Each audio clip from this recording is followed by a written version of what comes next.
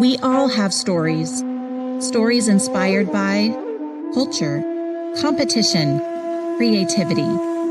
Stories show our humanity. They inspire us to greatness and remind us to be humble. Stories connect us to our communities and the rest of the world. We are the Chutta people, and these are our stories. See and share them at togetherwe'remore.com.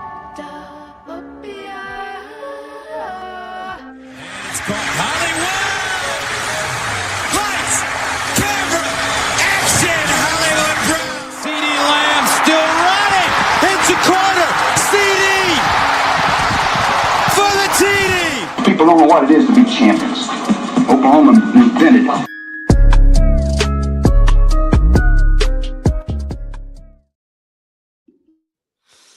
What's up, everybody? Welcome to Through the Keyhole. It's an Oklahoma football podcast, and we have a lot of fun doing it. 3 of the 4 horsemen tonight. I'm Brady Trantham. With me tonight, because the Thunder are playing a big game against the LA Lakers, so no Matt Burton, but with me is Mr. Alan Kinney. Hello, Alan.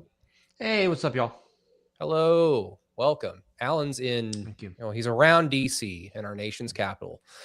So we've got national reach here on the show. And then as well, Mr. Peyton Guthrie, all the way from Durant or Durant, depending on who you are in the state. But Peyton, how are we doing? Doing great. Could not be better. Yeah, good. I mean, you asked me not to do this before we went on, but I'm going to do it anyway. Sorry about the Spurs last night, but hey, these are the playoff trials that your young team must go through. So maybe they can learn even quicker now. Yeah, there's a I can't remember the tweet, but basically someone said, forget all the schemes and analytics or something. Playoff basketball is, are you a bitch or are you not? So I think to me that's where it is. And like the T-Wolves basically, I mean, they said afterwards, like, we just decided to drive and try to dunk on him every single time. Like, he'll have to block every single shot we take. And it's like, all right. And that was totally, to me, like that scratched like a caveman part of my brain where it's like, just run the damn ball. It kind of felt like that was the game plan, and it worked out for him. So we'll see if the Spurs can. I mean, they got punched in the face. They didn't get like out schemed or something. They just got punched in the face, and see if they can get off the mat. I think it'll be interesting for a young team that's reliant upon a 3-year, a 2-year, and a 1-year player to take them to a championship potentially. Yeah, not exactly the team I'd probably want to face if I'm trying to figure it out in real time. Yeah. Because Anthony Edwards is a legend killer, and I guess Wemby is still growing. Not physically. I hope that he's done doing kind that. Of is. For his health. I hope that he's done with that.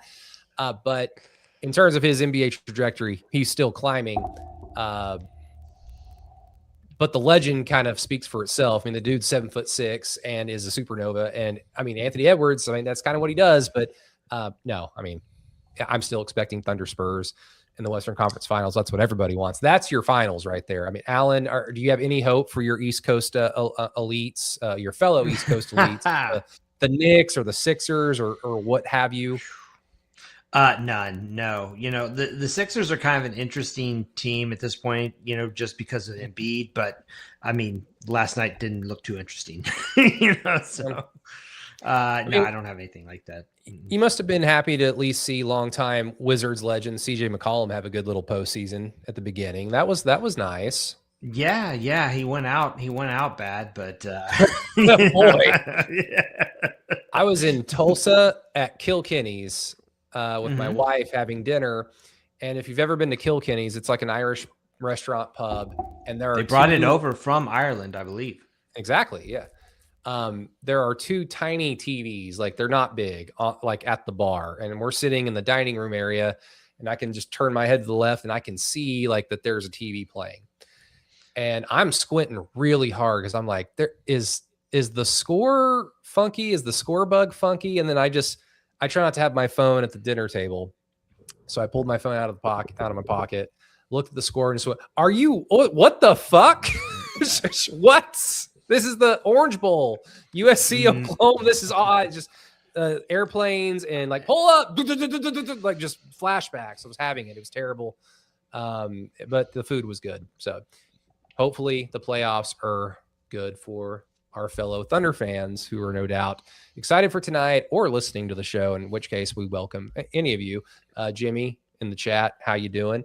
But again, thank you to our wonderful sponsors, the Choctaw Nation, our title sponsor, Together We're More.com. The latest entry in Together We're More, Mr. Peyton Guthrie, is one Baxter Holmes that went out. I believe I saw it on, you shared it in our Discord chat. Alan, you had it on your latest blatant homerism column that you can find at keyholepod.com, our free website. So go check that out. So good work there, Peyton.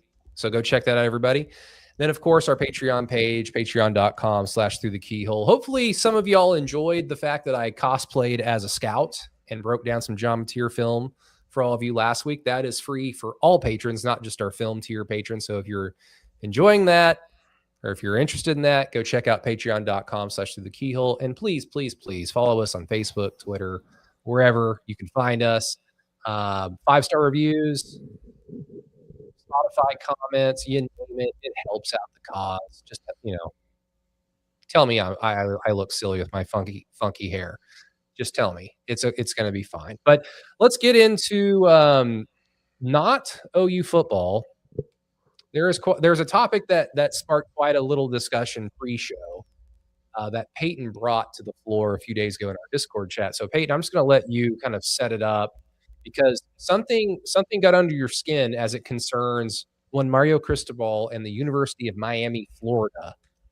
Oh, yeah, no, this is just me being a hater and like just pointing out like the hypocrisy of sport or something like that. But, Miami Cristobal was recently asked from Brett McMurphy, like, how do you keep the team engaged and what are we doing, all that sort of stuff. And, Mario was like, well, it's super easy. We haven't done anything yet. We have so much to do and all that kind of stuff. And I read that stuff and like, that's usually when you ask a coach who has actually accomplished something. And again, I'm really trying to see if it's like how much of like a hater vision I have on this, where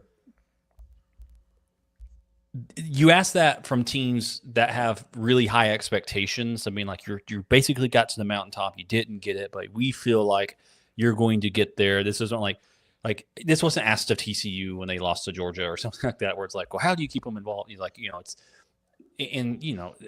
there's just a thing for me when he's answers that question. Well, we haven't won anything yet or whatever. It's like, they haven't won anything in 22 years.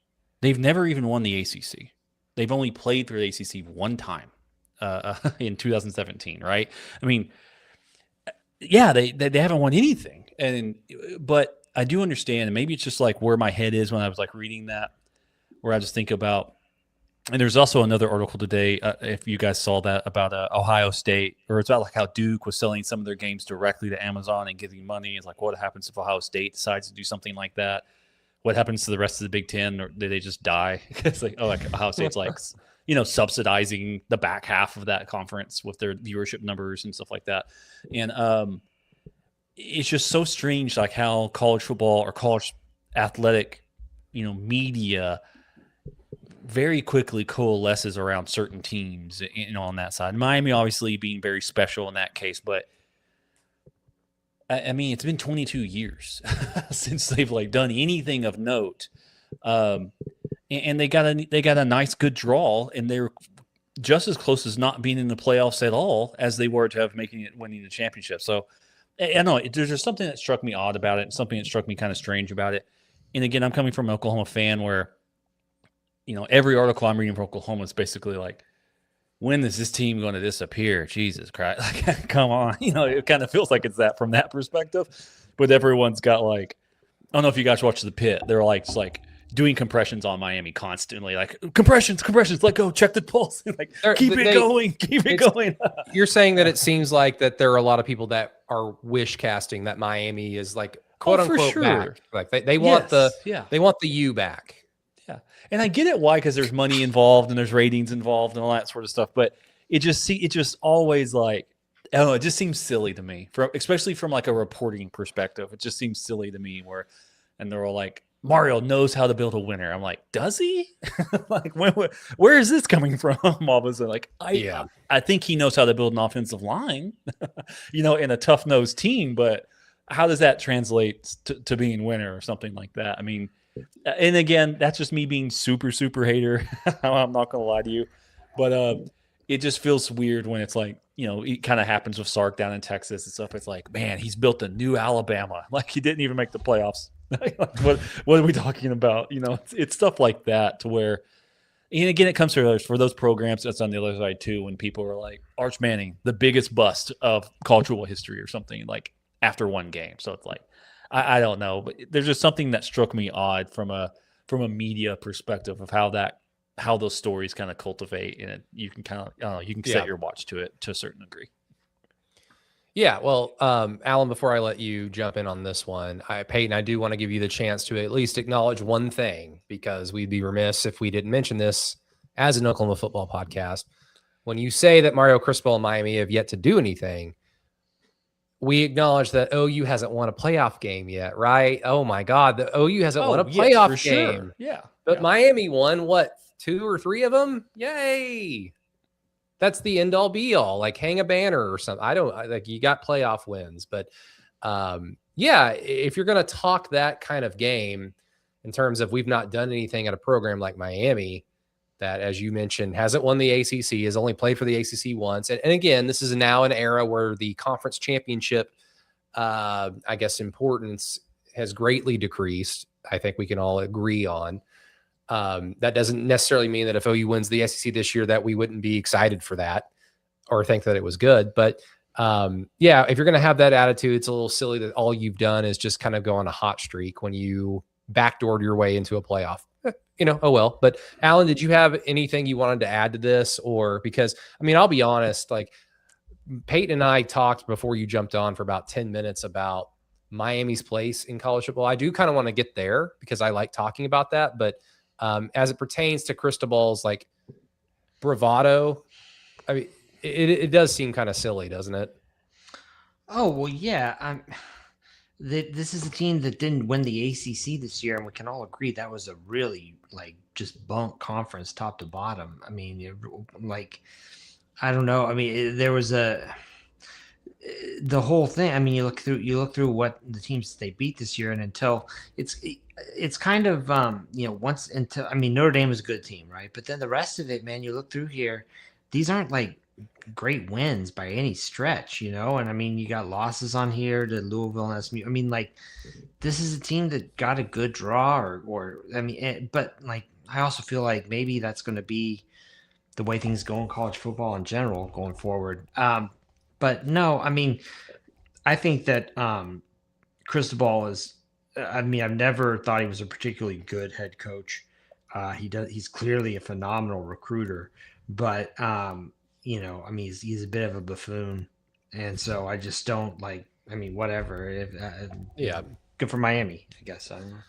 I mean, the interesting thing has always been to me, because Brent Venables has a lot of buffoonery to him, but it's just because he's a very genuine, energetic human being. Like, I never once questioned, is Brent just saying that or doing that for the cameras? No, that's how Brent Venables feels right now. I never question it, but I understand that to a lot of people, it comes off as kind of buffoonish. And the fact that he talks even more than I do, that can rub people the wrong way. But at the same time, Cristobal also a buffoon, and I identify it as, no, he's just genuinely a buffoon, but it doesn't seem like the national media treats him with the same kind of look at that dork over there, like they sometimes do with Brent. And I've not really ascertained why, other than Cristobal's got the Saban gloss on him that Brent doesn't have, maybe. Yeah, I mean, it's a good question, but the buffoonery. I mean, Brent Venables is also a very well regarded coordinator, strategist, and Cristobal, he's been a head coach. He's never been a coordinator. I mean, he's basically been a recruiter most of his life, I think. I mean, yeah, it is what it is. I mean, they were successful at Oregon. They've been successful at Miami. I mean, just because of last year mainly, but I don't know. It's a little weird, but to me, it just kind of comes into the fact that the ACC exists, And 5, 6, 7 years ago, this was Clemson that we were talking about in this place. But the difference is Clemson, of course, had the skins on the wall. And this is where I will remind Dabo Sweeney, if you've not sent your thank you card to Bob Stoops yet for handing you your championship legacy, I mean, now is the time to do it. Otherwise, you'll forget about it. But 5, 6, 7 years ago, this was Clemson. And the reality is the SEC exists, and there are a dozen teams that are good. There are 3 or 4 teams that are truly elite, but the talent displacement in the SEC, it's like, I mean, South Carolina had dudes and they were a bad team. Kentucky's going to have dudes this year, and they're probably going to not particularly be awesome this year. But the equivalent to that in the Big 12 or in the Big 10 or the ACC, like those teams don't exist. Like Michigan State's not good. I mean, maybe not Michigan State. Minnesota's not good. Do they have any NFL players? I mean, maybe because random NFL players come out of nowhere. But if you just look at their roster, like, no. But the Minnesota equivalent in the SEC more than likely does, is the point I'm trying to make. And so there's usually going to be one team that rises to the top in the ACC that gets to basically take advantage of the fact that most ACC schools are either located in the South, where all the football talent is, or they're on the coast where you've got great geography, easy to recruit to, a lot of money because you probably are coaching at like Duke has a ton of money. So you have like all these built-in advantages. So whoever rises to the top is able to take advantage of the fact that they don't play really fucking anyone. And then they get to at least have 2 losses, get to the playoff, and then it's like all bets are off, because that's what happens when you have a playoff format. Is the regular season kind of goes out the window. If you're healthy, then you have a lot of advantages. But I mean, really, Peyton, I wanted to get back to like where it stands with Miami, because you even kind of looked back at it, other than the fact that you had mentioned, you know, they've not won an ACC championship or even played for one outside of 1 year in over 20 years. But I mean, even you were kind of like, wow, like it's been since 2003 that they've been a legitimate contender for anything, other than, of course, this past year where they were, you know, to their credit, they were a few plays away from beating Indiana and winning a national championship. Yeah, no, I mean, it's just basically, again, maybe it's like the horrors of conference realignment. The moment they went to the ACC, they stopped winning football games for a long, long time, right? I mean, 2003 was their last year in the Big East, and then it basically was just a run of very mediocre football. Now, that said, and to me, this is like a Nebraska thing too. Miami's different because they have much more of there's so much more talent just located around them. But I can look at that and say, well, why are we talking about Miami? They've been bad for so long. It's like, well, they just hired a bunch of bad coaches in a row. Like what happens if they were to hire a good coach? Like, and Cristobal may not be a great coach, but he's a good coach. I'll give him that. Like, this is what happens when you leverage some of that stuff. But no, I mean, I had the whole sports reference thing, and, you know, Miami takes up so much space. You know, to me, it'd be very difficult to write about college football and not at least have like a chapter dedicated to Miami football, you know, at this point in time. And maybe that's me overplaying them. But I mean, if you look at them, it's like, oh, there's like their entire history, like a 10-year window in which they did all of their winning or whatever, right? And then that's kind of it to a certain degree. Like, early 80s, to the early 90s, and they were like going through a lull in the mid to early late 90s. And then what was his name? Who was the century? Butch Davis, like got him back up, and they won all those games in 2000, 2001, 2002, 2003 was their last year. But as soon as that class of players left, like, yeah, they fell off into mediocrity pretty quick. And that's just the part where it's like, that's the weird part where I don't know. I guess in my mind, I see Miami like an LSU, where it's like every once in a while they just have a super great team because there's so much talent, and then most of the time they don't, though. And I kind of see it in that vein. And maybe it's because, I don't know, the media seems to really like Mario Cristobal. He seems like he's giving them their time. He's got the whole look and stuff. I don't want to do like or whatever. So it's all there, and I get it from that perspective. And hey, if Miami's winning games, that means, you know, you're not having to fly out to Norman. You go to Miami to go to the game. I mean, I get it from that perspective, right? So it was just interesting kind of way to kind of kick everything off when I was just reading some college football stuff. And there's not much to talk about on this as of this point in time, other than I'm glad my quarterback was gambling, but doing it in a very stupid way, as opposed to the Texas Tech one. No kidding. Just for some house cleaning real quick. Noah in the chat, how you doing? Good to see you. Sooners Cowboys 706. We will get to OU I just wanted to talk about this Miami thing first, because again, it's spring ball. It's like post spring ball. We're all crawling to SEC Media Day at this point, but we'll get to OU in just a few more minutes. But with Miami and just kind of like what they are as a program, because as you mentioned, Peyton, it's like they jump from the Big East, which was dying at the time, and get into the ACC, and it makes a lot of sense from a geographic standpoint, from a conference realignment, even at the time standpoint. And then of course, you get to join conferences with your rival Florida State. So it makes all the sense. But to me, I mean, Alan, maybe you've seen this or read this before. Like I've read this like in indirect Nebraska sources. So basically a lot of like OU history books. Okay. So I kind of view Miami in the same vein as I do Nebraska.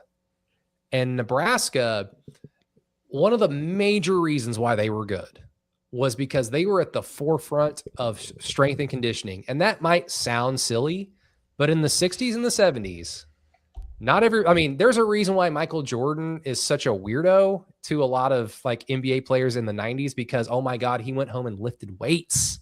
Oh my God. Nobody did that. So you have like professional athletes playing in a league in America that up until even the 90s, the thought of lifting weights in your spare time was viewed as odd. And Michael did it because the bad boys in Detroit were beating his ass physically, and he needed to get over the hump, and that's what helped him get over the hump. Well, Nebraska, even in college, even in football, they were at the forefront of strength and conditioning, i.e. steroids. And we can all picture like Nebraska offensive linemen from some podunk town in Nebraska or Iowa from the early 90s here in our minds, where they look like Terminators. But at the end of the day, like they were at the forefront of that. And even OU adopted a lot of their strength and conditioning structure. So they were at the forefront of that. As soon as that advantage went away, because every other program started to see like, oh, like we needed to get us some of that. Well, they had no pivot, because what can you say about OU's place in terms of college football greatness? Why are they so good? Well, they're very close to Dallas and North Texas, and that's never going to change. They play in a conference where Texas, the state of Texas, is actively participating in playing in conference, so it helps. Nebraska didn't have a pivot away from one of the few things that made them initially unique and special, because they don't have geography. And moving into the Big Ten, they get even further away from what they initially had in terms of their recruiting footprint. You can apply a lot of that to Miami. Like all that to say, you can apply a lot of that to Miami. In the 70s and early 80s, outside of Barry Switzer and a few other coaches, not a lot of coaches and programs were going into Dade County and recruiting. And then Schellenberger decided, hey, let's just recruit the hell out of our backyard, because there's a lot of talent here, and there was. And as soon as that advantage went away, when programs started to wisen up and not be afraid of recruiting black athletes, essentially, like in the South, in the Big Eight, in the Southwest Conference, and once that talent got taken away from Miami, well, then Miami's place in the hierarchy of the sport kind of dwindled and dwindled and dwindled. And now they don't have that advantage anymore. And it's just a small city college in Miami, a town that, as a Miami Dolphins fan, does not necessarily care about football. So all that to say, it makes a lot of sense why Miami hasn't been very good. And to me, the whole media desire for them to be good just really shows that the media is saturated with Gen Xers and maybe even some boomers who remember when Miami was, that's a ratings king. But I'll just leave it at this. The societal issues or factors that existed at the time that made Miami such a draw do not exist anymore. So I don't even know if it would be that big of a deal if Miami was quote unquote consistently good, because they're not even there yet. Yeah, I mean, historically though, Miami, the way that Schnellenberger and then Jimmy Johnson and Dennis Erickson built that program up, I mean, it was very much a well, I mean, we've all seen the U and all that stuff. I mean, you're right in the sense that I think that for writers of a certain age, especially, that still persists, right? That whole thing, and for in a lot of ways, I think it brings back good memories or fun memories. Thinking of like watching those Miami teams because they were very different. There's no compared to what you were seeing everywhere else on TV. It was a very, very different experience.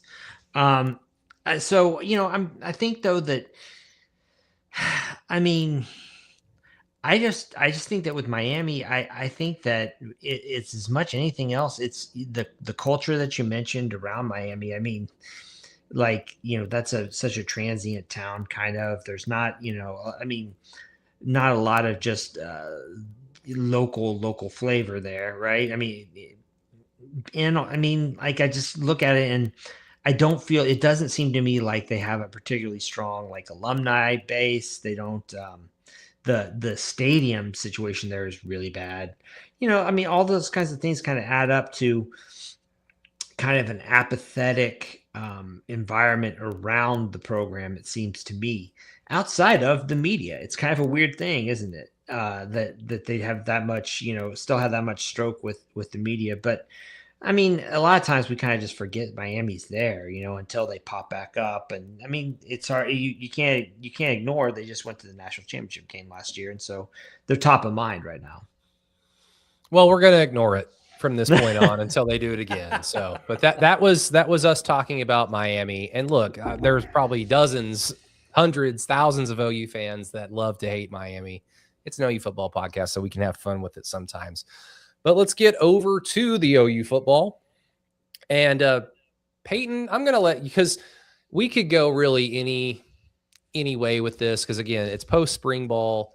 There's nothing really pressing. We don't really discuss recruiting other than general, like, hey, recruiting's going well, recruiting sucks. Or, I mean, mainly when we discuss recruiting is when recruiting sucked 3 or 4 years ago. This is why this unit sucks now, like offensive line. That's been through the keyhole for the last 2 or 3 years. But what direction do you want to go?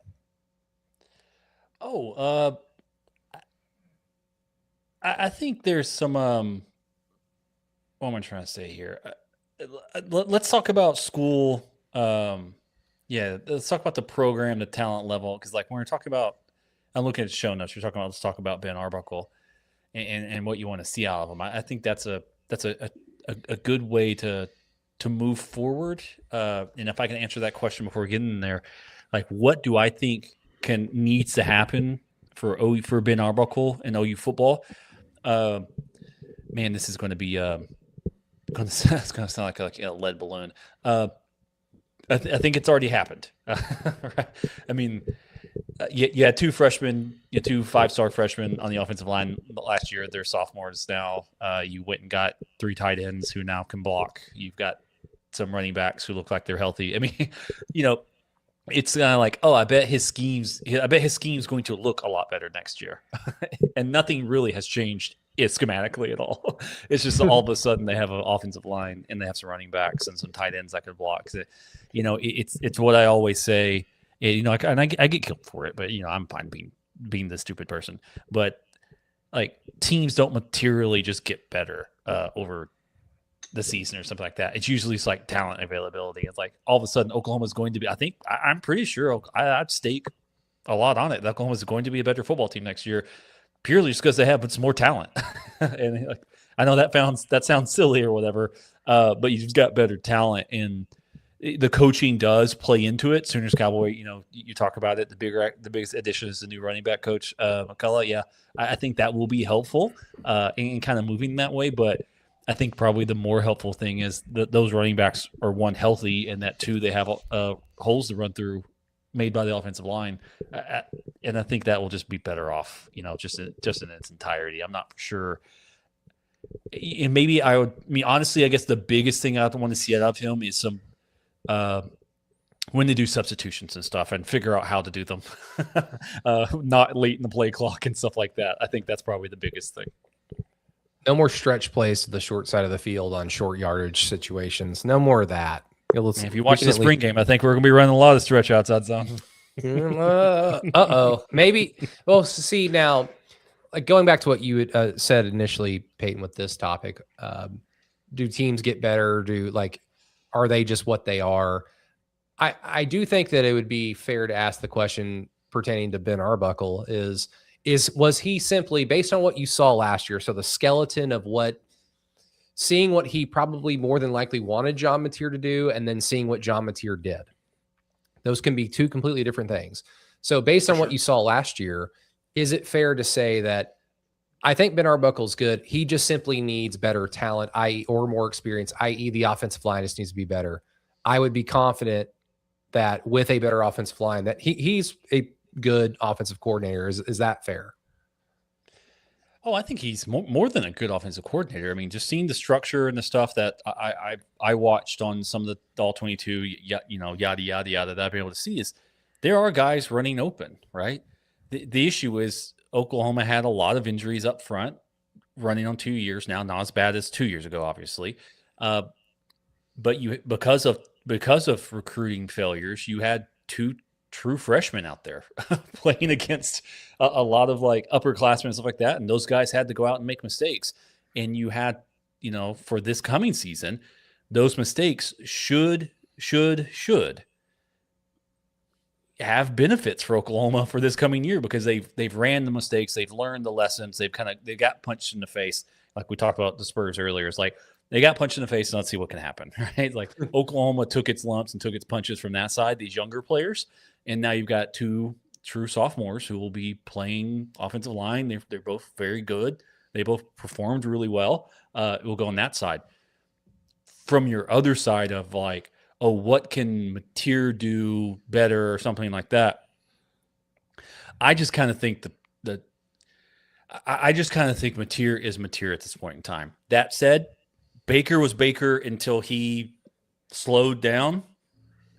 And maybe Mateer has a system in here where he slows down and stops trying to ball out every play and just kind of goes through his reads. And maybe that does happen.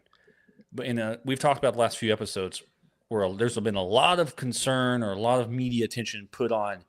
I saw him throw the football, and more often than not, the ball went over his head. So, hey, not saying we're going to win the championship, but here we go. To me, the quarter arm throw or whatever, three-quarter, I could not care less about that. Now, that's going to cause some accuracy issues, but he's not like a pinpoint passer. He will never be a pinpoint passer.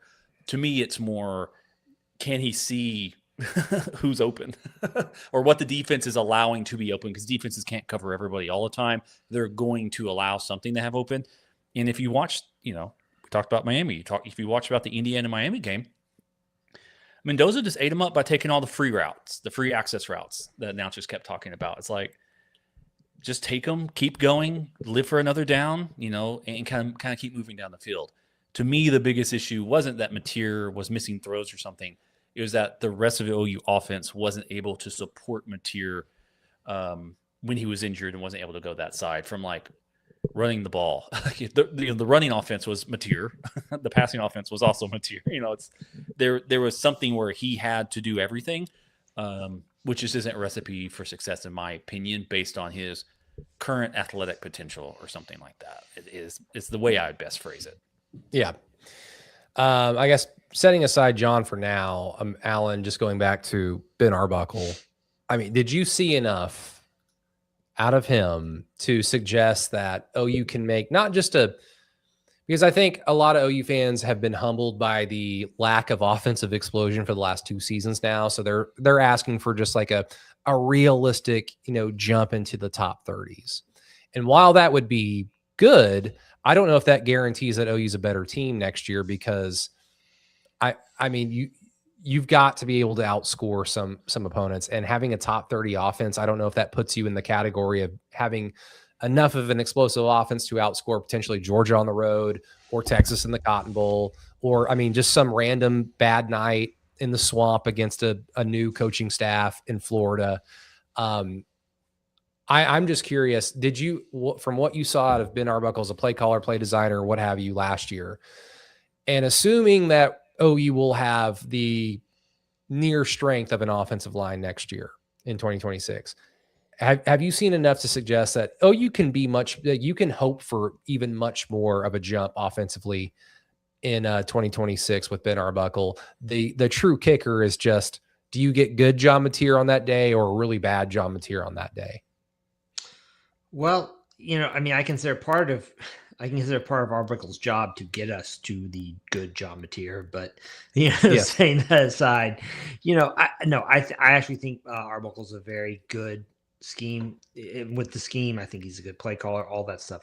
Like Peyton said, I saw a lot of stuff open last year that just wasn't happening. And I mean, you kind of get into this, quagmire of like, okay, well, is the problem that, should Arbuckle be tailoring what his calls to what Mateer can actually see? Should Mateer, is the problem that, you can't run the ball? Is the problem that, X, Y, and Z? I think that really the problem last year was like all of it. And I really do think that he was limited in a lot of ways by the personnel at his disposal. I see OU getting better this year. I mean, how much better, I don't know, but I do feel like, all the pieces around Mateer do seem to have been, upgraded or bolstered. I mean, running back, tight end, even the receiving room seems, I think, probably better, right? So, all that being said, it just looks to me like a better situation in the offensive line, of course, just kind of top to bottom. Yeah. I think that's what I'm going to be hammering home throughout the entire summer is, hey, John Mateer is John Mateer at this point. What you can hope for is that everything else around him is better. The question is does that equate to a significantly better offense or a marginally better offense? And if it's marginally, then you better hope that defense is just as good, if not better, than it was last year. If it's significantly better, then you can start having some high hopes. Even with that schedule, that is very tough. But I'll remind everybody, college football is a weird sport. This time last year, we all said, man, OU schedule is really hard. It's very hard. And now you have people saying that, well, their schedule didn't end up being as hard as previously thought. So their 10-2 regular season record has like an asterisk next to it for me, which is a big part as to why OU is a 7.5 win total team in some, I don't know, gambling circles. I don't know how to say that. But Peyton, getting to what Alan mentioned with Ben Arbuckle's influence of John Mateer, because Ben's only been at OU for the last year and a half at this point. The first year did not produce the offensive explosion that would allow for Ben Arbuckle to be a little bit more assertive on the recruiting trail. Now, that's not to say that I know Jameson Roberts is committed in the 27 class. People are excited about him as a 4-star recruit. This is just a general kind of where OU is offensively standpoint. OU under Lincoln Riley was able to kind of name its 5-star quarterback every other cycle. And now OU is just kind of in this waiting period of, are they kind of like the developmental quarterback school where they take like a lower talent and develop them? Or can OU make that significant jump offensively to let OU look more appealing to higher level talent? Not to say that that's the most important thing in the world, because busts happened. Jackson Arnold happened 2 years ago. But my question really is just, and I don't even know if we can answer it, because Ben Arbuckle developing John Mateer at Washington State is one thing. I don't think that it's fair to see what John Mateer is right now and say like, man, Ben Arbuckle, I don't know about his development style. And then it exists. Bo Bentley was awful in the spring game. I did not expect him to look good at all, but he looked awful, and that's all we can go off of. And so it might paint this picture to somebody looking at the program and saying, Well, Ben Arbuckle hasn't made John Mateer any better until he proves it, and I don't think that he will. And boy, that new quarterback that they got that was highly thought of did not look good in their spring game. Equals Ben Arbuckle not very good at quarterback development, which is a stretch. I agree, but I think that might exist, especially if OU doesn't make that significant jump offensively in 2026. No, I think you can. Yeah, I think that's just unfair. From where Oklahoma was last year, I think you really have to see what happens this year before you can start making any sort of dispersions on that side. And I think so much of this is, in my personal opinion, based on the last time we saw University of Oklahoma. They were up 17-0 and they couldn't hold on to a lead because they couldn't do another thing, right? And it's like, well, Oklahoma had 4 running backs on its roster. 2 of them were hurt that game. You remember Xavier had like a giant cast on his arm, basically, and he still almost caught the pass, which would have won the game. The third string guy is now the safety for Michigan, and the fourth string guy is now an undrafted free agent for the Kansas City Chiefs. So, like they did not have that. And then the other part of the, one of the other position groups, the tight ends, we're just, hey, Jaron Kanak, love you to death. We're not complete football players or not complete tight ends. It's John Mateer had a broken hand and he wasn't able to throw the ball well, wasn't able to put placement for most of the year. And Ben Arbuckle was trying to call an offense with one of his hands tied behind his back, basically the entire season in my mind. To Alan's point, does that mean you have to, I don't know, only call the good plays, I guess, or something like that? That's tough in my mind because then you just make yourself so predictable to where you can get shut down. When Oklahoma was up 17-0, and I don't know if you guys remember what they were doing, where they'd like line up in a pistol and then they would flex out to like a new position group or a new like formation. And they did that for the first half and they got up. And then Bama said, okay, now we kind of understand what they're doing. And that was that. If you only quote unquote call the good plays, then that's what's going to happen to you every time. You have to be able to you have to be able to call a complete game. And on top of that, you have to have a healthy enough roster to be able to execute the full game. Now, does that finally coalesce to happen at the same time? I'm not for sure.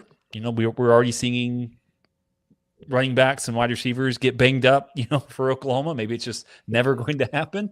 But from that side, I think it would be highly unfair in my mind for the judge, Brent Venables, at this point in time, from the jump that he made and the offense made.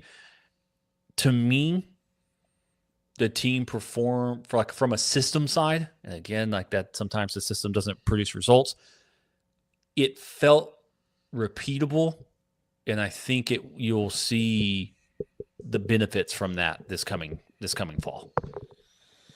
Man, this is slightly off topic, but I just keep going back to. It's probably silly to even talk about, but I'm just trying to think of. Ben Arbuckle was too young in his coaching career at the time when Brent Venables was hired for him to have identified him and said, that's my offensive coordinator. I don't even think he was the OC at Washington State. Was he the QB coach or the OC at Western Kentucky in 2021? I can't remember, but really Brent, I think, made a pretty big mistake in hiring Jeff Lebby. And it might sound silly because it got you Dylan Gabriel, but when we've all, Peyton, you've talked about this, Alan, you've talked about this too, when we've all kind of basically agreed, when Brent was hired, he was hired to essentially oversee the reconstruction of a program that had a lot of problems about it that he had to fix.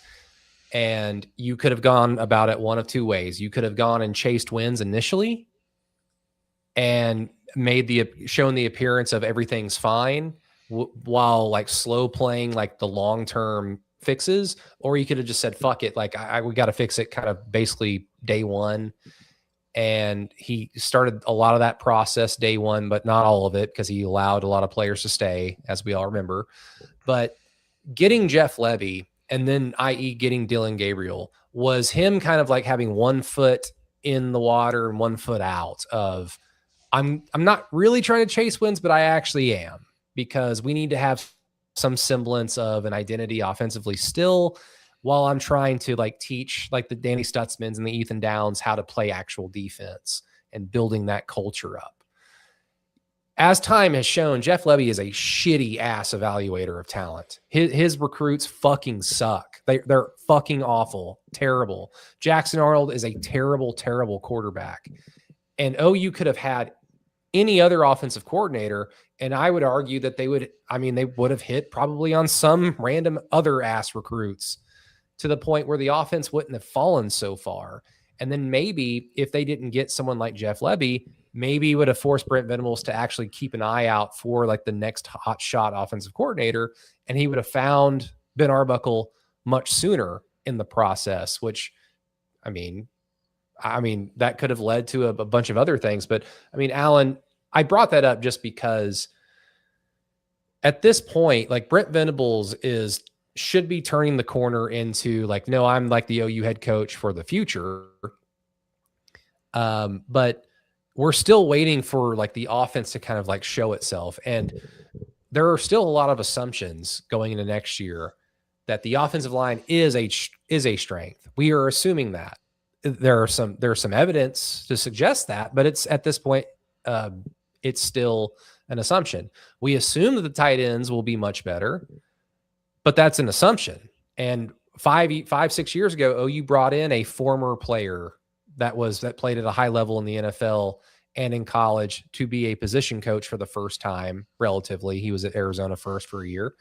And we know how that turned out. So for all we know, Jason Witten might suck as a position coach over the next few years. So all these assumptions kind of lead us to assuming that the offense is going to be much better under Ben Arbuckle, under Brent Venables. But to me, it's like so many mistakes were made. This should already have been taken care of, if that makes sense. But I feel like Jeff Lebby kind of further slow played that. While the offense doesn't need to be fixed from Lincoln Riley, you're not Lincoln Riley. So you need to find your identity quickly, because the defense, that'll come pretty quickly because you're Brent Venables, but you'll need an offense to complement it. And they were caught flat-footed. Wow. Well, there's a lot going on there. I mean, I think about it. I mean, my assessment of Jeff Lebby is actually that he's a good offensive coordinator. I think that he was in demand. I think that OU made. I mean, it kind of comes down to this thing where it's like, you know, with Lebby, if that was a mistake because of his offensive acumen or what, then a lot of programs would have made the same mistake, right? So there's, I mean, I see him still as a pretty solid offensive coordinator.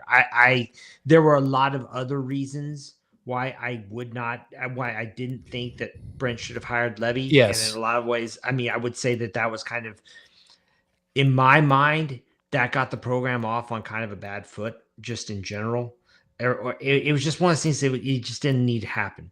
But that being said, I mean, I don't know. I would love. I think you're right in the sense that like this should be the time where Venables is no longer like in prove it mode. You know, that he is the head coach. And you know that offense really hasn't. I mean, the farther it's gotten away from Lincoln Riley, the worse it's gotten. You know, I mean, to be fair, they got better last year than they were the year before, I think. But like, I don't know. I mean, maybe it would have been a good move to. I mean, are you suggesting like he should have hired like the Ted Roof version of offensive coordinators for that first year? Well, no, I'm suggesting that the people that hired Brent, so Joe Harris, Joe Castiglione, because I think we were all under the assumption that Jeff Lebby was kind of a part of the deal. Like, hey, don't worry, we'll take care. Like, we'll get you an offensive coordinator, because other than their time at OU, and Jeff Lebby was a player for 5 minutes for a year, and then he became like a student assistant because he got hurt so much. That's the only time that him and Brent have ever been together. Otherwise, Jeff has been gallivanting around with noted rape apologist Art Briles. Yeah. So there's no like coaching history between the two. So it wasn't like this wasn't a Mike Leach situation where Bob Stoops is like, I've identified that guy because he's so fucking hard to defend. I want that offense. Okay, so I follow. Wasn't like that. So I never really viewed it as Brent went out and said, that's my guy. It was just kind of like, he is the best OC that could be available, because you're right. He's a really good OC, but Peyton, you talked about this all the time about he'll get you 9 yards, but if you need 1 yard, like, good fucking luck. Like, he is just a bunch of empty calories numbers, because the numbers will suggest that his offenses at OU were good, but we remember the games and we remember the offense just like sputtering out as time went on. But I'm sorry I brought that up, because that kind of like, well, who did you want instead, Brady? All this to say, like, year 5 for Brent? Like, yeah, he should be like wind at his back.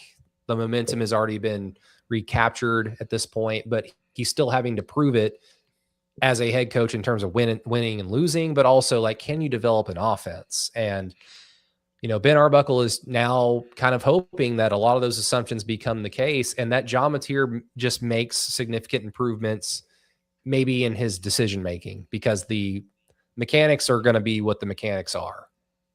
But see, like, doesn't that all come back to personnel, really? There was such a big talent drain. There was a significant talent drain when Riley left.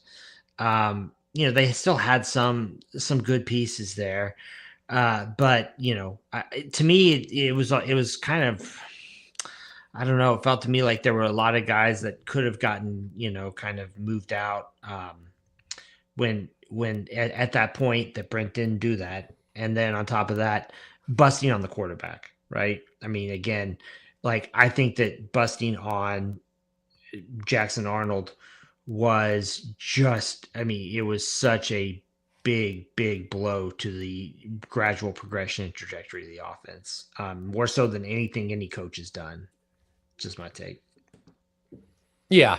Again, like, busting on a 5-star quarterback will could set you back years. Luckily for OU, it only set them back kind of a year. But I don't know, Peyton, what do you think? Is it simply just hopefully some of these assumptions come to fruition? Some of them have a little bit more evidence to suggest that they will, other than just like vibes. Cause like, that's how I would describe the tight end room, is just the vibes are great. The vibes for the tight end room have not been great for 5 or 6 seasons. There is good talent there, but again, like, until they do it on Saturday, like in the fall, like I'm just kind of like, we heard Jade Knott was a difference maker. We heard a lot of things from people reporting on the team or that have access to the team about this particular player, that particular unit being awesome. And then fall shows up and then they all fucking suck. So I'm just kind of in wait and see mode for some of these units, but is that simply what we're doing? Is just for Ben Arbuckle and the offense overall is just, like, it's going to come down to a lot of these assumptions coming to fruition that will equal success. Is that just not every college football team? We're right. Making the assumption that players will be healthy or they'll be available. The difference here is just that Brent Venables has yet to like prove like year in and year out to be able to churn out like talent when he's had talent walk out the door for the draft or for graduation. Mm-hmm. Because like you're afforded like a bad run of like players that don't hit their ceiling or that bust out. Like with Bob Stoops, like it was pretty proven that he can win a lot of games and he can turn this around if you have a bad quarterback or a bad class. Brent's not proven that, and that's just by virtue of he's only been a head coach for 4 seasons. Yeah, I guess I can see that. And I guess from that perspective of saying, yeah, it's been 6 wins, 10 wins, 6 wins, 10 wins. Like, can this team handle success? Can this program, which is coached and led by Brent Venables, continue success or like that? None of that has been proven. Like, none of that has happened. I think Alan and I could point out and give you a bunch of reasons to why that hasn't happened. Right? The offensive line altogether decided to jump off a cliff or whatever. You missed on Jackson Arnold. It set everything back. But those are just, I guess, I would call those reasons. If you're a different type of person, you'd call those excuses. Those were excuses as to why it didn't work out. He should have had a contingency plan. He should have gone from that side, right? My day job is producing and directing, video shoots, commercial shoots, and all that kind of stuff. And I have to have like 5 to 6 different backup plans all at once, just in case. What happens if a talent can't show up? What happens if somebody gets sick? What happens if it's storming that? I mean, you have to have all these different contingency plans. And I guess maybe from that perspective, from my concern from Brent Venables is that he has not shown me his ability to have multiple contingency plans through the line, right? In the time when it was Jackson, that was like my biggest thing I can really point to is 2 things at Brent Venables. One, he didn't take any Clemson players. Fine. That's whatever he said he wouldn't. No other coach has done that. we luckily found the one good man in college football, coaching or whatever, right? And then 2, when the portal in NIL was the portal was wide open, and once Dylan Gabriel left, and these coaches were looking at Jackson Arnold and they're looking at Michael Hawkins, and they didn't say, "Just go find somebody." And you can say, well, it's too late and the whatever. They got Dylan Gabriel like the day before he had to start class. I mean, like, it can happen. You could have, you could have tampered, you could have done something, right? And maybe I'm misremembering the timelines, but in my mind, I'm like, if this were like a win at all costs cutthroat guy who's going to like win, and kill your mother to get the win, to get the game ball or whatever, you would have had a different quarterback that year, right? Or something like that. And maybe what I'm saying is Brent, I guess maybe that's the weird part of what I'm saying, but my only concern, my only complaint about Brent Venables is maybe he's too loyal to the team and to the talent that makes it to Norman, and he doesn't know when to cut bait, when he should cut bait, because he probably at some point in time keeps thinking, we've got, we're taking a chance on these kids. We're working our way through them. We're going to develop them. And it's sort of that side when it's like, no, you should cut bait and you should go get a different player, right? I mean, I saw like the chart of all the starting offensive people from Texas this year. And it's all these different, like only 2 of them like started their career at Texas, or something like that. It's like, well, should they just have a bad team or should they continue to go get good talent that they need to have to win these games? I mean, Oklahoma's very similar, but it's like, should Oklahoma just say, I guess we're just going to stuck with this, left tackle that's not any good, or couldn't they just go out and get one? I mean, we're in a different world of college football, and it's not like Oklahoma's poor. If they really wanted to, they could probably go out and get a football player. To me, that's the only issue I have on that side for Brent Venables thing. But I will say, based on the talent that's available, based on how I've seen them play last year, and all that kind of stuff, I guess, we're going to see a miracle occur, and Oklahoma's going to be a better football team. Now, does that mean they win 10 or 11 games? I'm not entirely for sure that's the case, but I do think you're not going to be slamming your head against the wall being like, just hand the ball off. I mean, or whatever, right? I think you're going to see them be better. And then also you're now the only thing you have to handle is football is just a weird and funny game.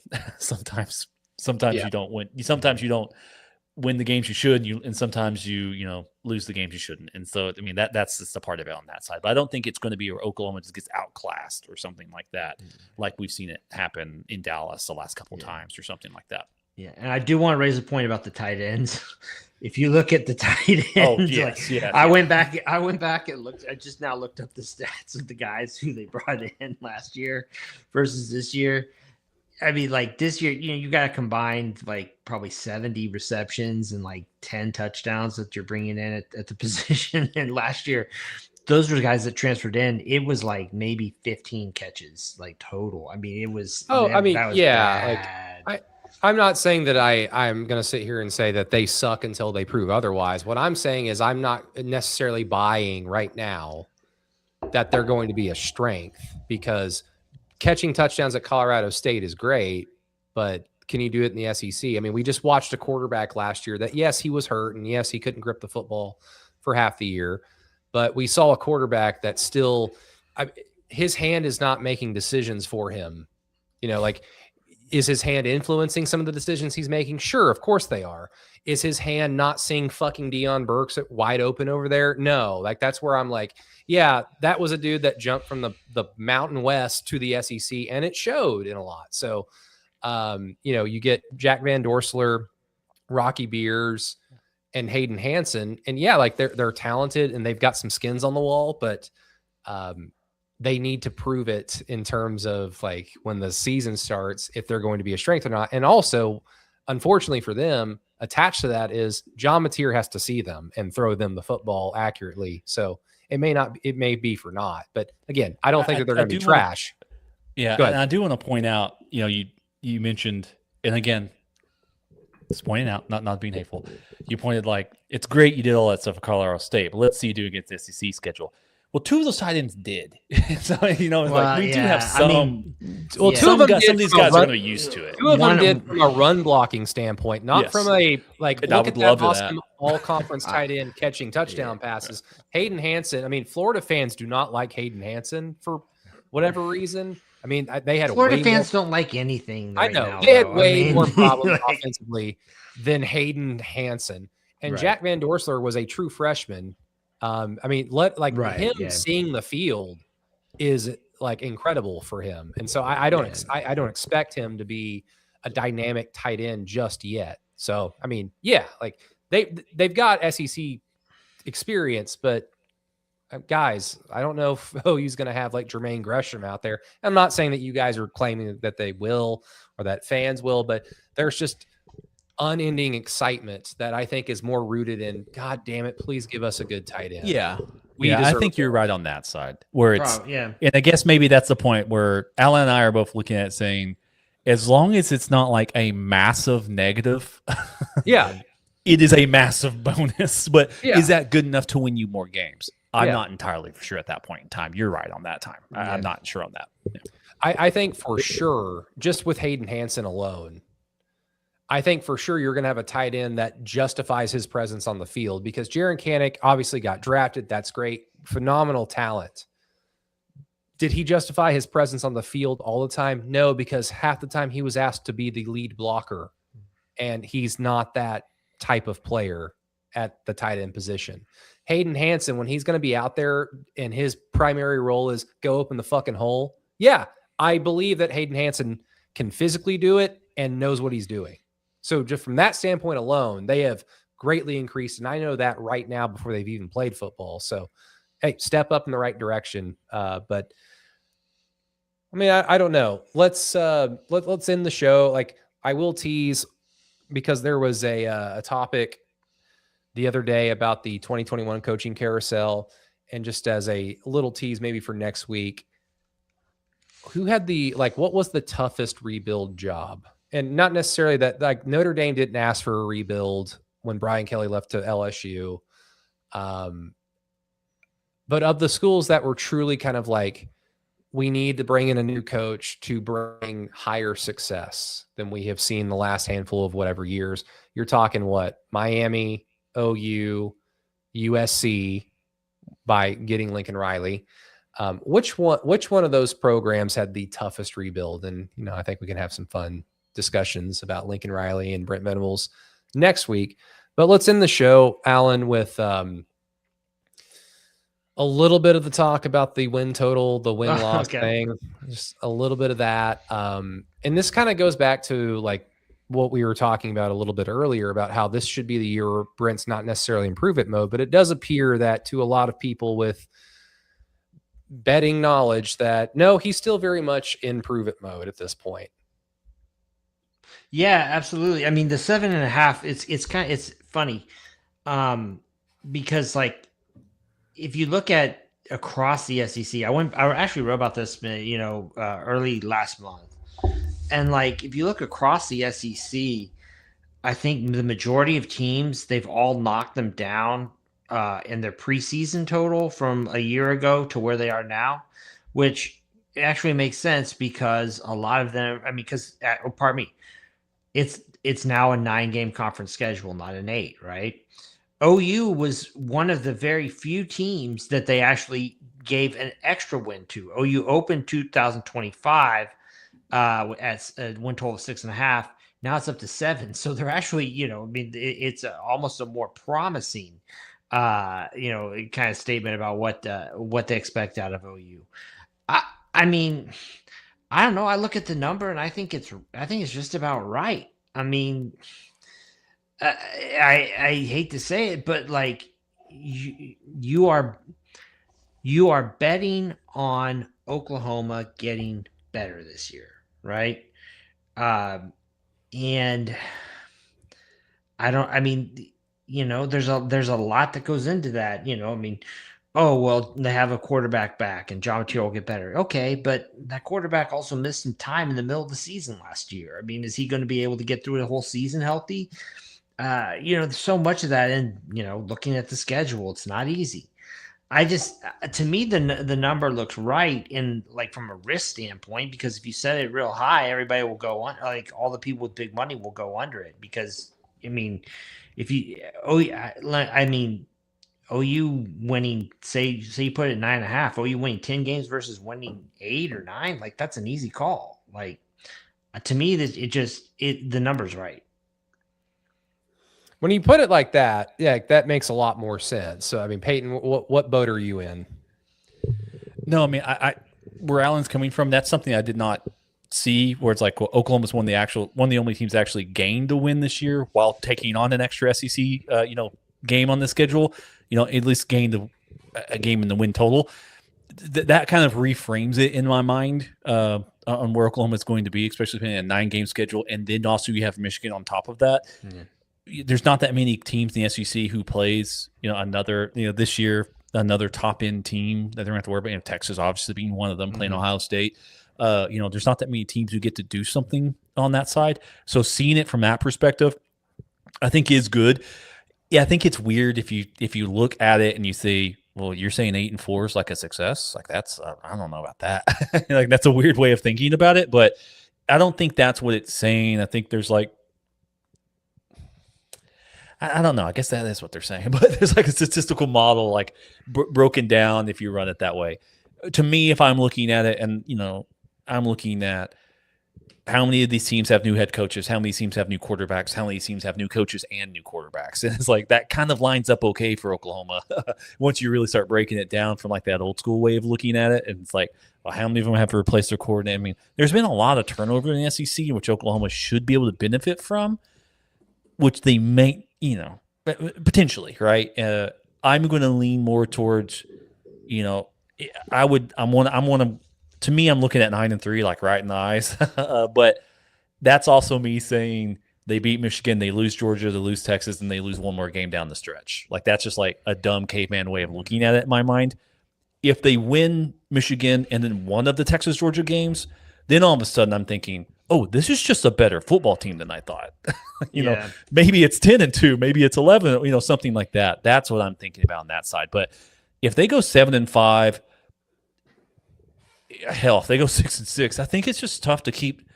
I think you start looking around going like, what are we doing here? I mean, to a little bit on that side. Yeah, and I mean, like, it's easy to say, oh, well, this team has a new head coach and a new offensive coordinator and a new quarterback.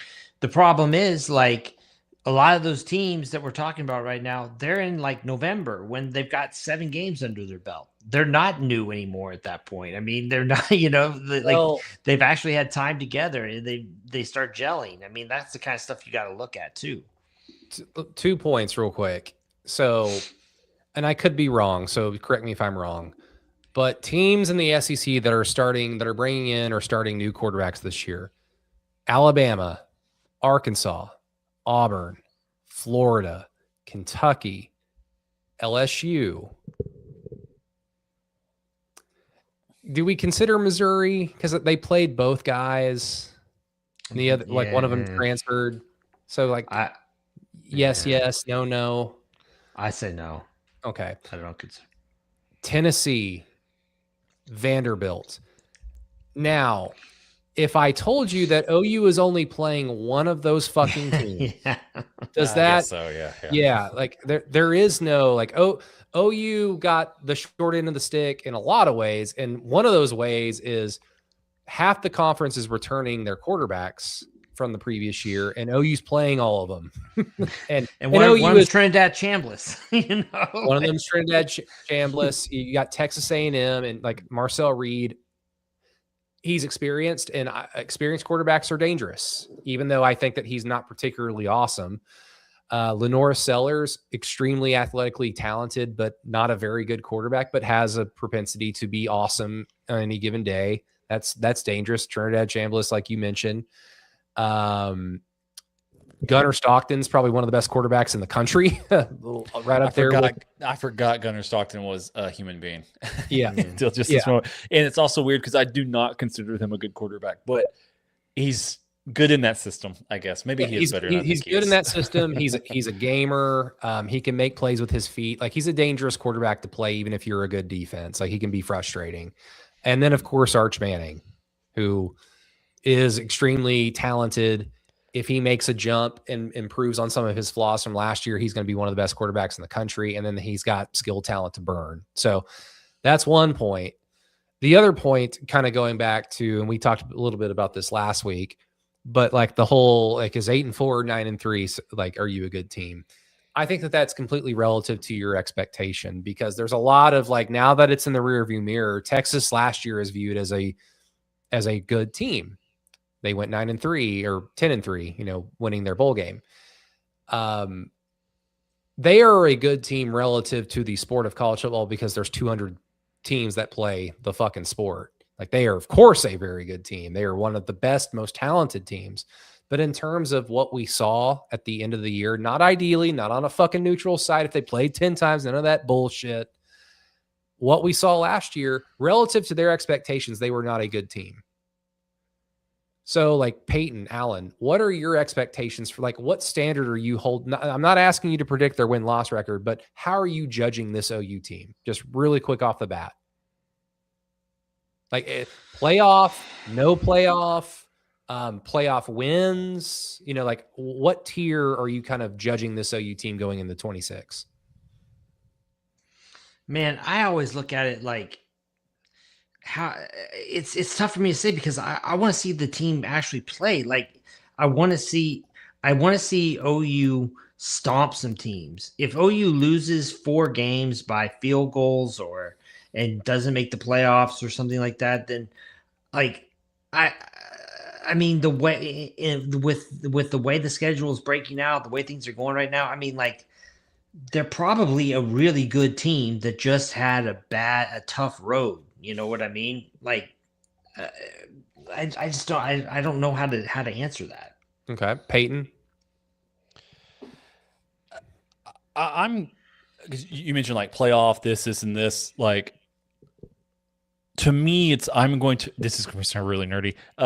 I'm just going to look at their rushing EPA and, like, success rates on first and second downs, and it's like, well, if those are increasing, in my mind, it's likelihood that Oklahoma is probably a playoff team.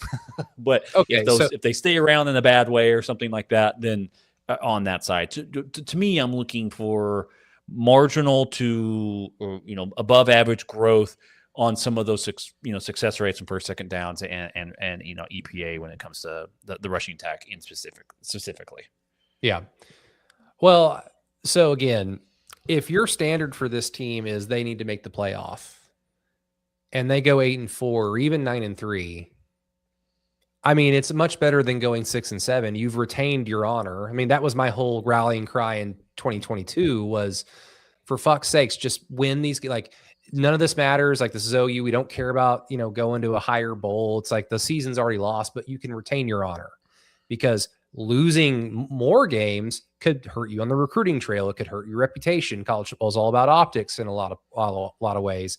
So don't do that. And they go 6-7. They do it once and twice. And OU is still trying to dig themselves out of that hole in a lot of ways.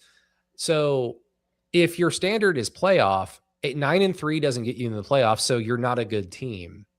You can sit there and feel better about it because the schedule was hard, or that they did lose, like, some close, well-played games, but they more than likely lose close, well-played games because Brent Venables makes a coaching mistake, because John Mateer throws a silly interception, like all these problems that have continued on continue to bite OU in the ass in 2026 and keep them from a national championship contention or a playoff appearance, or what have you. So to me, like at the end of the day, it's like, it sucks. They got a tough draw, but this is OU. They should be able to navigate at least some of them to get on to the side of, in previous eras, it's you lose 1, maybe 2 games, but you go to the Big 12 championship and win it.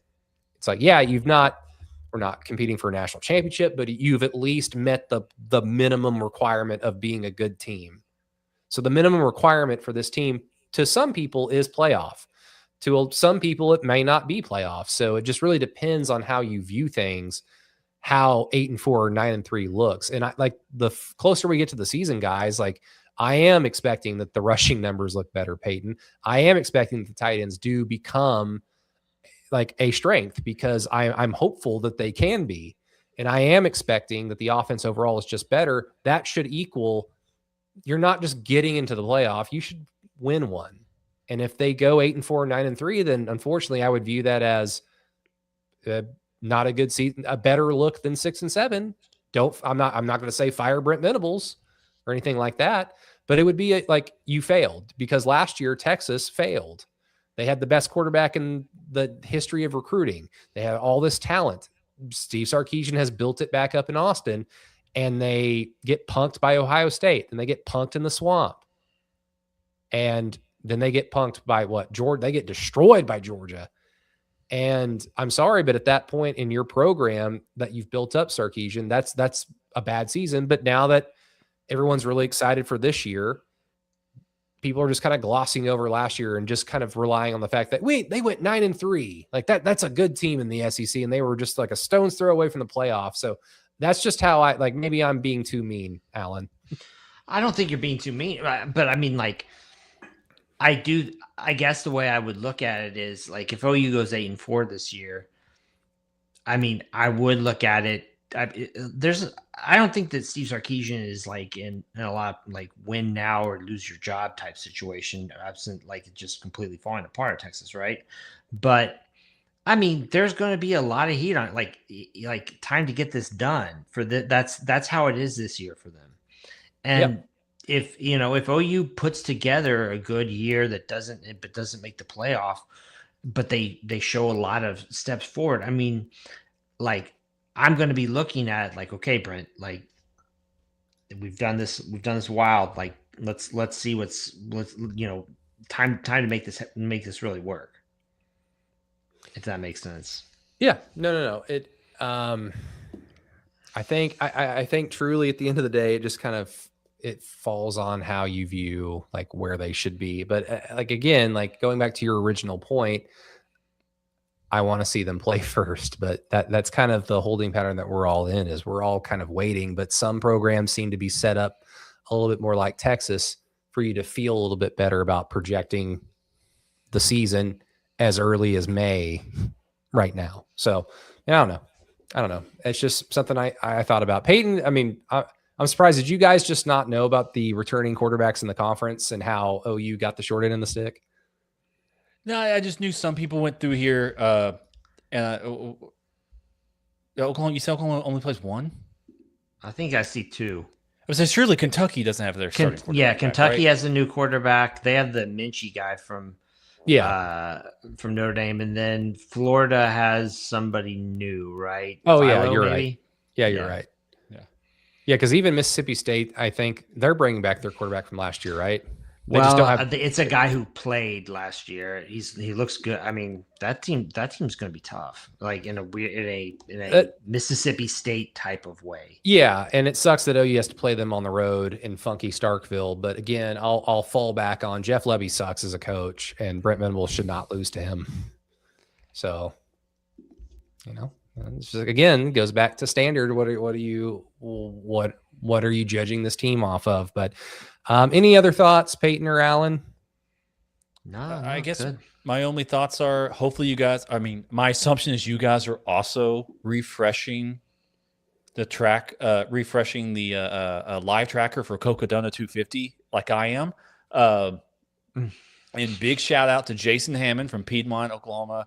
Big shout out to Vbeck from Oklahoma City, and big shout out. He DNF'd, but still awesome to do it. Big shout out to Stan Berry from Norman, Oklahoma. The only 3 Okies that made it to the field. So Cocodona 250 is a race in Arizona, which, as a 250 says in it, is 250 miles. Currently, the lead is a female. Overall leader is Rachel. She's seen at 188 miles so far. And she's second place is the first man. She's about 4 miles in front of him. But it's really cool to just like refresh this little page. But cool on those 3 guys. Three Okies are going for it. And go check Hell it yeah. out. I thought you were going to say refreshing the Thunder Lakers score, which I just did. And I'm kind of shocked that it's so close. He's winning or something. I think they're only winning by 8 or 9 at half. 8 or 9. Oh, yeah. Oh, 10 at half. Oh, no. The third quarter started. Okay. Whatever. Yeah. Whatever. Please. I need, for my haterade, I need it to happen. Thunder Spurs Western Conference Finals, because I don't know. whoever wins that series, I mean, they should just forego the finals. It's like, no, we've already proven it. We don't need to play the fucking Knicks. Ugh. At least Perkins went on TV and said, "I'm changing my pick. The Wolves are now winning." I was like, oh, okay, thank God. What? There's chances for sure that Oklahoma's going to make it. You don't get to change your. The only time you could change your pick is if there's like a significant injury where it's like, I picked so and so, but that was before X, Y, and Z got hurt. So it's like whatever. The Wolves won a one hard fought game by one possession, changing the whole outcome. What's always funny to me is whenever fans of losing teams in the playoffs will screenshot like the ESPN analysts who predicted the series. And so again, this is a fan of the team that lost. Yeah. Let's just say that most analysts in this scenario pick their team to be swept or beaten in 5. And it's like they stretch the series out to 6 or 7 and they're like beating their chest. Like, look how wrong you were. It's like, bro, like, who cares? You like, they were right. Your team lost. They weren't exactly correct, but it's just silly. It's stupid. NBA fans are kind of weird, but that's where we're going to leave it. Hopefully next week the Thunder aren't playing on Tuesday, so we can be joined by Mr. Matt Burton. But until that time, go check out keyholepod.com for Alan Kinney's Blatant Homerism column. Go check out patreon.com/throughthekeyhole. I'm still going through some spring game clips that I shot, trying to sparse together, like, do I have enough for like a breakdown of this player, of that player? Just to, again, not a scout. I don't pretend to be, but I can at least have fun discussing things that we can all identify. So go check out patreon.com/throughthekeyhole if you are interested. But for the absent Matt Burton, for Mr. Peyton Guthrie, for Mr. Alan Kinney, myself, Brady Trantham, everybody, thank you so much for watching and tuning in to Through the Keyhole. Until next time, Boomer. Sooner.